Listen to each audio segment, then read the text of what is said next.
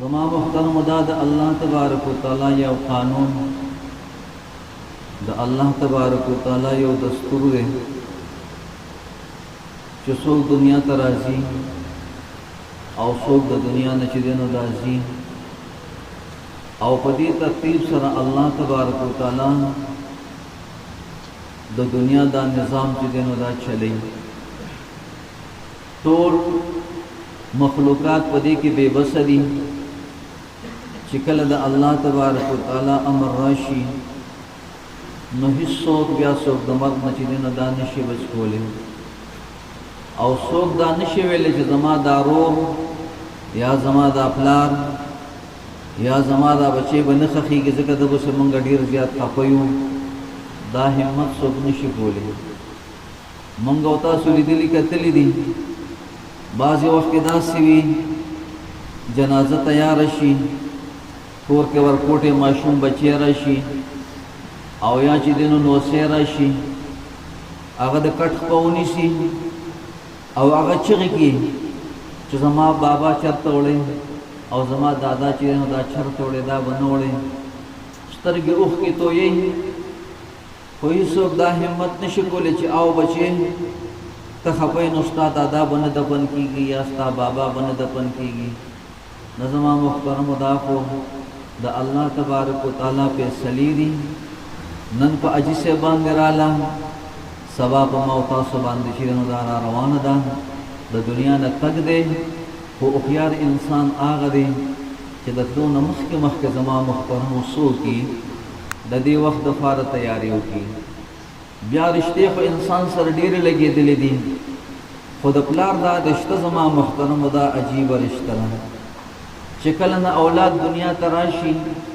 د مور او پلار خپلې خوشحالۍ چې نو دا ختم شي پلار د خپل بچي په خوشحالو باندې خوشحاله مور د خپل بچي په خوشحالو باندې خوشحاله پلار لاړ شي ټوله ورځ مزدوري وکړي دی نوکري وکړي دی چې دی نو بل څه کاروبار وکړي ماښام ستړی کور ته راشي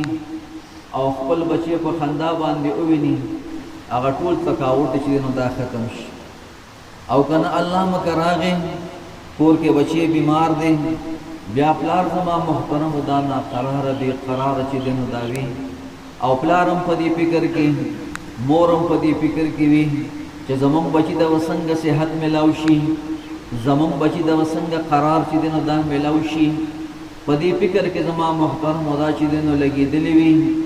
مور او پلار ټوله زندګي په دې غم باندې تېره کړي بغیر څه لالچ څوکي چې څونه دې سره وي او څونه سره دې په وس کې وي هغه خپلو بچو له ورکړي او چې کله د بچو نمبر راشي د ورکړې نمبر وي نو بیا داسې لکه څنګه چې صفدر حاجي صاحب رحمت الله علیه د خاورو څادر واغوستو همیشه دپاره لاړه دا امید نشي کېدی چې دوباره به ورسره ملاقات وشي دغه رنګې هر مور او پلار زما محترمه بیا د دنیا نه چې دی نو دا لاړ شي خو بدقسمتي دا دی چې په ژوند باندې قدر نه وي او چې کله قدر انسان سره پیدا شي بیا چې په لاس باندې چې دی نو دا راځي نه مونږ او تاسو خو د جناب محمد رسول الله صلی الله علیه وسلم د زمانې نه د صحابو د زمانې نه ډېر چې نو دا رالري یو د جناب نبی کریم علیه الصلاۃ والسلام زمانه ده یو کس راځي او هغه جناب نبی کریم علیه الصلاۃ والسلام ته شکایت لګي یا رسول الله صلی الله علیه وسلم کور کې زما پلار دی زما مال چې دی نو دا استعمالی او زما د اجازت نه بغیر استعمالی او دا د شریعت مسلم دا که چېرې ګټه وټه د بچي وي نو بیا په استعمال کې به د ده نه چې دی نو تپوس کېږي جناب نبی کریم علیه الصلاۃ والسلام وفرمیل وایي لاړ شئ د پلار چې دی نو دا وغواړئ پلار پسې کس ځي هلته کې چې دی نو هغه ته جواب میلاویږي څه چل شوی دی وایي زوی د شکایت لګولی دی جناب نبی کریم علیه الصلاۃ والسلام غوښتی ډېر زیات چې دی نو دا خفه شو او بیا را روان دی په زړه زړه کې د دې بچي نه یو ګیله کوي او دلته کې الله تبارک وتعالی جبرائیل امین چې د نو دار علیږي او ورته فرمایي چې یا رسول الله صلی الله علیه وسلم الله تبارک وتعالى فرمایي چې د پلار او د زوی ترمنځ فیصله خو وکړي، خو د دې پلار نه لږ تپوس وکړه چې ستا د دې زوی نه په زړه کې کومه ګیله راغلې وه، کومه د شعرونو په شکل کې وه، هغه شعرونه چې کوم ستا خپلو غوږونو چې دی نو دا نه دي اورېدلي، هغه لږ ما ته بیان کړه. هغه چې کله راغی جناب نبی کریم علیه الصلاۃ والسلام سره ملاویږي، جناب نبی کریم علیه الصلاۃ والسلام ورته فرمایي وایي دا زوی ستا شکایت لګی تا د مال چې دی نو بې ځایه استعمالې.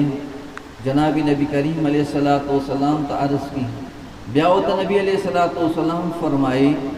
چې فیصله خو به کوم، خو ته اول هغه شعرونه ما ته ووایه چې کوم شعرونه ستا خپلو غوږونو چې دی نو دا نه دي اورېدلي، کومه ګیله ستا په زړه باندې چې دی نو دا راغلې وه. هغه عرض کی یا رسول الله صلی الله علیه وسلم زمونږ خو په تا باندې نه مخکې نه ایمان مضبوط و، خو زما ایمان نورو مضبوط شو، ما ته پته ولګېدله چې زما په زړه کې څه و، زما خپلو غوږونو چې دی نو دا نه دي اورېدلي، خو ما ته پته ولګېدله چې الله تبارک وتعالی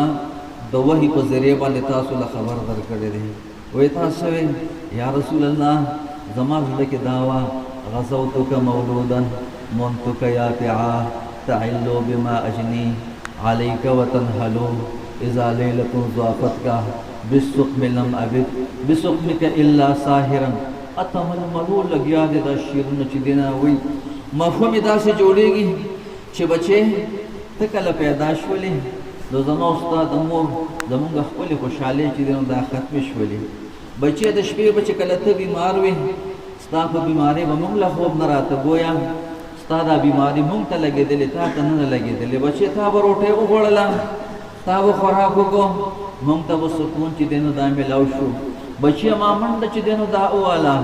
ما د غرمو سره مقابله وکړله، ما د سړځۍ سره مقابله وکړله، لکه د ارټ د غوی په شانتې تاوېدم، نه مې ګرمۍ ته کتلي